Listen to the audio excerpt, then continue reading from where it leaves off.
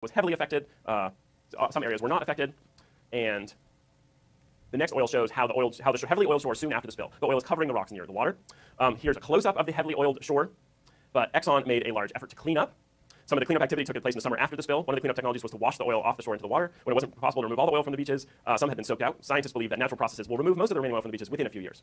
Now I want to tell you how the spill affected wildlife in this part of Alaska. During the period of the spill, there were 1 1/2 million seabirds and sea ducks of various species in the spill inside and outside Prince William Sound.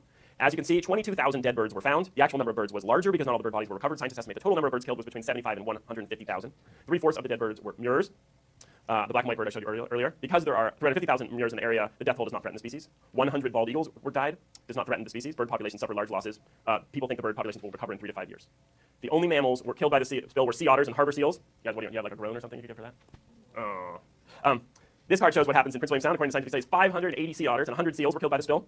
Scientists expect the population size will return to normal within a couple years. Many species of fish live in the water. The fish weren't so harmed.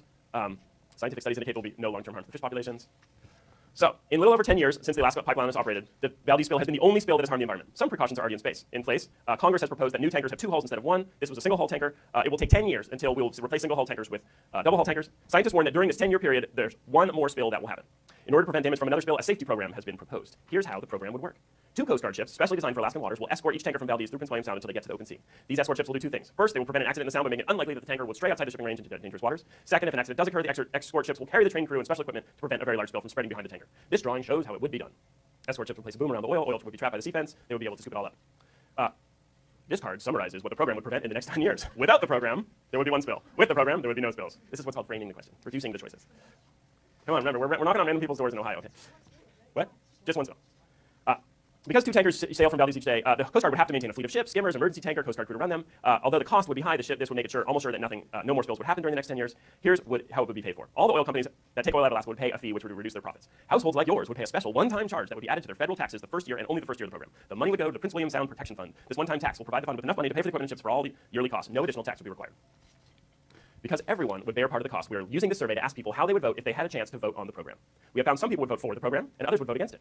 Both have good reasons why they would vote that way. Those who vote for it said it's worth their money to prevent the damage from another large spill in Prince William Sound. Those who vote against it mention concerns like the following. Some mention it won't protect any other part of the country besides Prince William Sound. Some people say if they pay for this program, they'll have less money to use for other things that are important to them. And some people say to pay for the program is more than they can afford.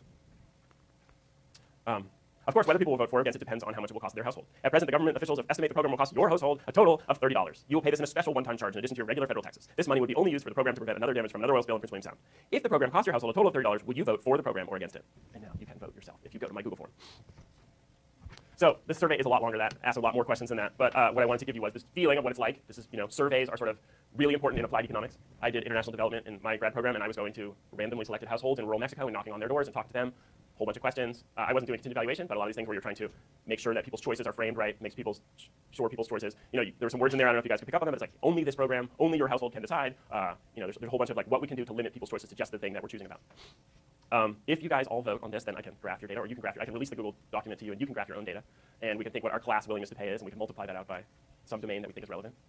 There's been an interesting story in that if you read about, the textbook is a new textbook, right? But I mean, this thing of like the Exxon Corporation didn't actually pay the fine that this damage came out to be. Another thing that happened in the survey that I just noticed when I read through it this time is it says that the fish population was unharmed. But in some more recent studies, they think that there's a lot of salmon fishing up there. Some of the salmon populations were very much harmed. And there's orcas that depend on the local salmon population, and so there's an orca population that's never come back to that area.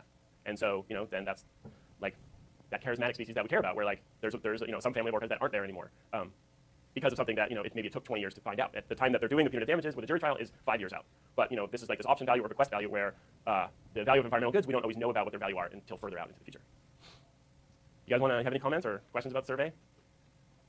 Vote. Or what's it called? Elicit your bid. Bid. Are you finding it? Is it there? Okay, cool. All right, that's it. Next time we'll be going into production off of demand.